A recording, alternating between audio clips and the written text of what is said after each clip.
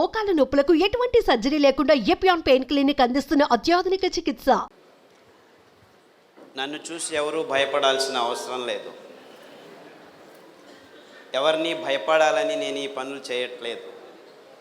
నేను ఉద్యమకారుణ్ణి కాదు. ఏ ఉద్యమాలు నాకు ఇష్టం లేదు.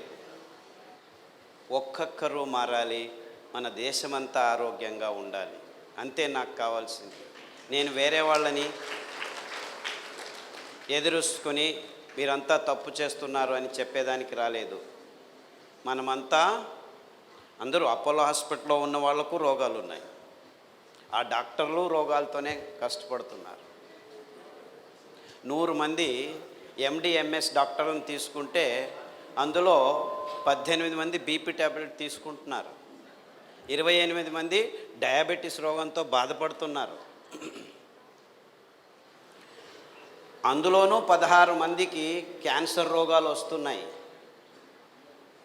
అంటే గడిచిన 50 సంవత్సరాల్లో ఏ ఒక్కరిని ఈ రోగాలు వదలట్లేదు. స్వామీజీలకు రోగాలు ఉన్నాయి, చీఫ్ మినిస్టర్లకు రోగాలు ఉన్నాయి, లెక్చరర్లకు రోగాలు ఉన్నాయి, బ్రాహ్మణులకు రోగాలు ఉన్నాయి, ముస్లింలకు రోగాలు ఉన్నాయి, క్రిస్టియన్లకు రోగాలు ఉన్నాయి, జైన్స్కు రోగాలు ఉన్నాయి, సిక్కులకు రోగాలు ఉన్నాయి. ఎవరిని వదిలిపెట్టడం లేదు. చిన్న పిల్లలకు రోగాలు వస్తున్నాయి. కానీ మేడం చెప్పినట్టు బుద్ధుడు అనేవాడు ఒకడు ఉండేవాడు.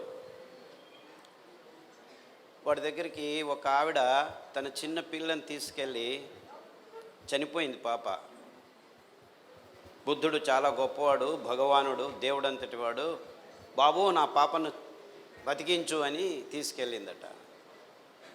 బుద్ధుడు అప్పుడు చెప్పాడు, లేదమ్మా నేను బతికించలేను, నాకేమీ తెలియదు ఇలాంటివన్నీ. లేదు నీవు చాలా గొప్పవాడివి, బతికించాలి అని పట్టుబట్టింది. ఆవిడకి తన పిల్ల మీద వ్యామోహంతో వదలకుండా ఏడుస్తూ అక్కడే కూర్చుండిపోయింది. అప్పుడు బుద్ధుడు ఏం చేయడం తోచకుండా ఇవిడికి ఎలాగైనా జ్ఞానోదయం కావాలి అని, ఏం కావాలి, మీ పాపను బతికించాలంటే ఏదైనా ఇంటికి వెళ్ళి, చావులేని ఇంటికి వెళ్ళి ఆవాలు తీసుకురామ్మా, ఆ ఆవాలతో నేను బతికిస్తాను అన్నాడు. ఆహా అనుకొని ఆవిడ పరిగెత్తుకుంటికి వెళ్ళి అందరి ఇళ్ళకు వెళ్ళడం మొదలుపెట్టింది.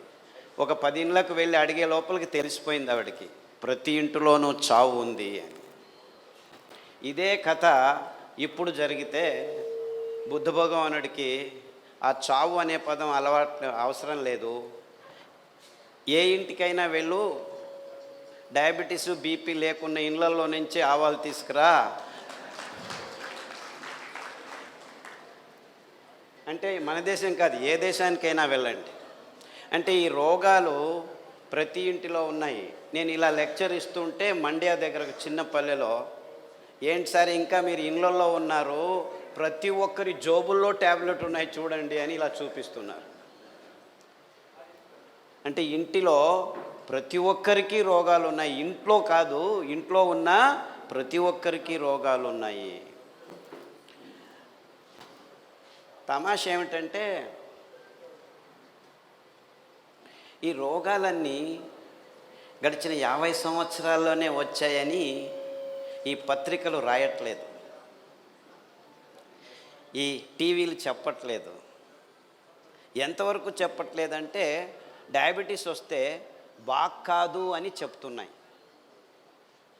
ఎంతవరకు చెప్పాయంటే, మీరు ఆఫ్రికాలో ట్రైబల్ విలేజెస్కి వెళ్ళి డయాబెటీస్ బాగు చేస్తాను నేను అని చెప్తే, వీడు పిచ్చోడు వచ్చాడు, వీడు ఇలా మాట్లాడుతున్నాడని చూస్తారు. అంటే అది ప్రపంచవ్యాప్తంగా అందరికీ తెలిసేట్టు చేశారు. డయాబెటీస్ వస్తే బాగు కాదు, it is incurable disease. BP వస్తే బాగు కాదు, ఇన్క్యూరబుల్ డిసీజ్. రొమెటిజం వస్తే బాగు కాదు, ఇన్క్యూరబుల్ డిసీజ్. థైరాయిడ్ వస్తే బాగు కాదు, ఇన్క్యూరబుల్ డిసీజ్. ఇలా ఇది రోగాల లిస్టు, బాగు కావు అనే రోగాల లిస్టు ఆంజనేయుని తోకలాగా పెరుగుతూ పోతుంది.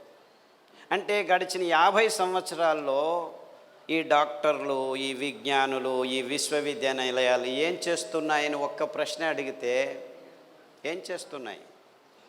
ట్యాబ్లెట్లను రెడీ చేస్తున్నాయి, ఆపరేషన్ టేబుల్స్ను రెడీ చేస్తున్నాయి. మీకు గాల్ బ్లాడర్లో స్టోన్ ఉందా?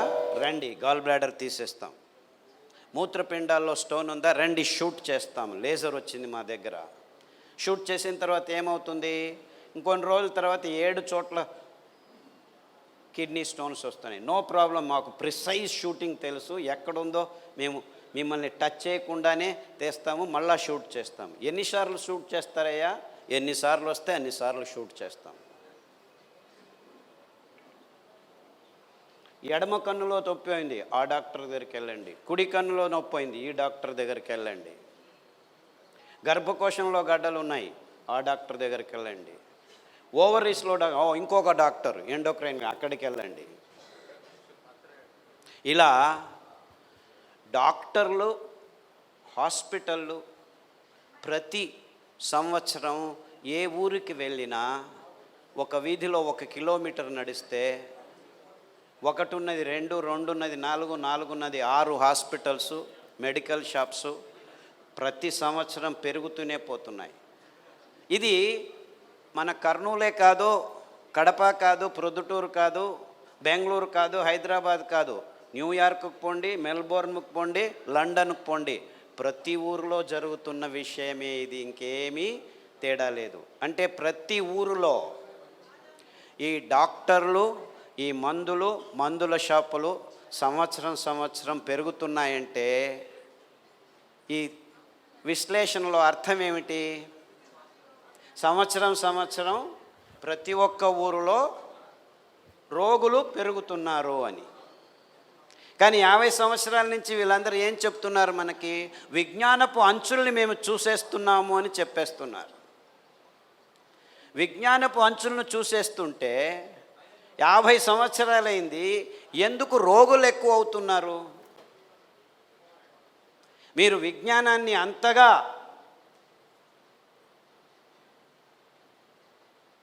సాధించి ఉంటే ఎందుకు ఒక్క రోగం తగ్గట్లేదు?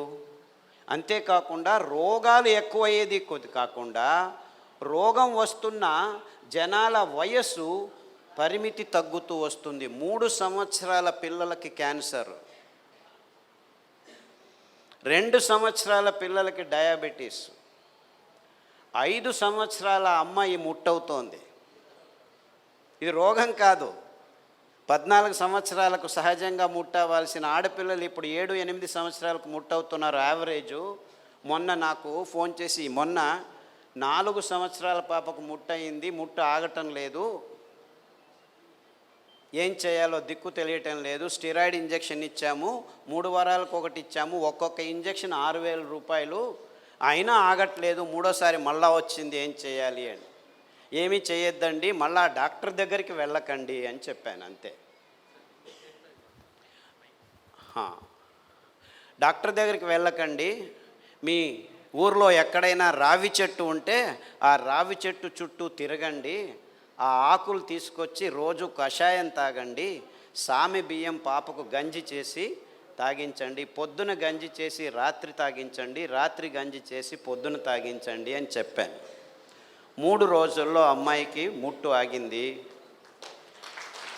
1 కాదు, 2 కాదు, 3 కాదు, ఇలా నాకు గడిచిన 10 సంవత్సరాల నుంచి వారానికి ఒకరు ఫోన్ చేస్తూనే ఉంటారు. 100 మందికి ఈ చిన్న సహాయం అంటే సామెల గంజలు తాగండి, రావి చుట్టూ తిరగండి, రావి ఆకు కషాయం తాగండి, దగ్గరలో వేపాకు దొరికితే వేపాకు కషాయం తాగండి. చిన్న పిల్లలకి ఇంత ఘాటుగా ఉంటాయి కషాయం అంటే మీరు కంగారు పడకండి.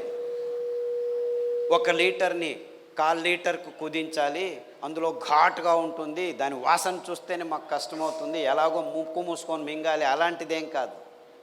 జస్ట్ 4 ఆకుల్ని నీళ్ళల్లో 4 నిమిషాలు మరిగించి వడపోసుకొని దానికి మంచి తాటి బెల్లం పాకం వేసుకొని రుచిగా చిన్న పిల్లలకు కూడా తాగించవచ్చు, మీరు తాగొచ్చు.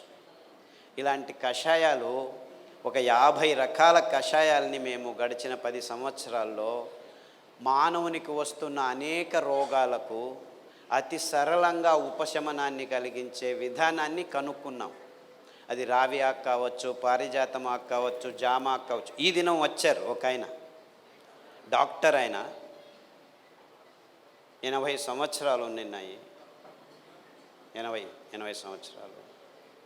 తలనొప్పి, మైగ్రేన్ హెడేక్, గడిచిన 35 సంవత్సరాలుగా ట్యాబ్లెట్ తీసుకుంటున్నాడు. ఈజ్ ఎ ప్రాక్టీసింగ్ డాక్టర్, ఇప్పటికీ ప్రాక్టీస్ చేస్తున్నాడు. ఆ తలనొప్పి వస్తే 2 గంటల తర్వాత వాంతికి అవుతుంది.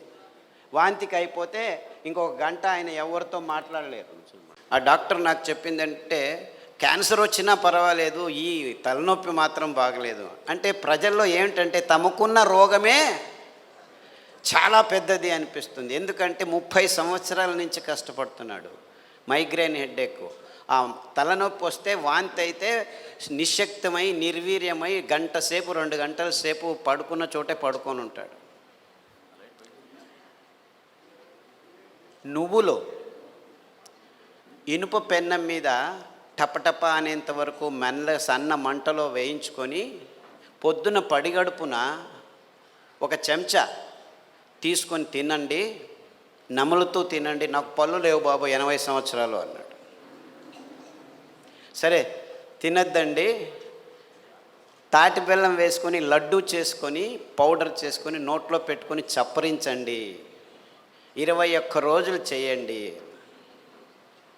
3 రోజులు చేసేలోపే ఆయనకు రోజు వచ్చే తలనొప్పి 4 రోజులకు ఒకసారి 4వ రోజు వచ్చింది. అయ్యో మళ్ళా వచ్చిందే అనుకున్నాను. నేను చెప్పాను 21 రోజులు చేయాలని. ఇంకా 3 రోజులు తిన్నాడు, 12 రోజుల వరకు తలనొప్పి రాలేదు, మళ్ళా వచ్చింది. ఇంకా 3 రోజులు తినే లోపల మొత్తం 18 రోజులు అయింది. తర్వాత తలనొప్పి రానే లేదు. 21 రోజులు అయిపోయింది. ఇప్పటికి 8 నెలలు అయింది, ఒక్కసారి కూడా ఆయనకు తలనొప్పి రాలేదు. ఈ మనిషి ప్రాక్టీసింగ్ ఎండి డాక్టర్, 30 సంవత్సరాలు ఈ సో కాల్డ్ ఆయన అమెరికాకి వెళ్ళాడు, అన్ని చోట్లకు వెళ్ళాడు, లెక్చర్లు ఇచ్చాడు, అంతా చేశాడు, ట్యాబ్లెట్లు తీసుకుంటూనే ఉన్నాడు. They could not help themselves.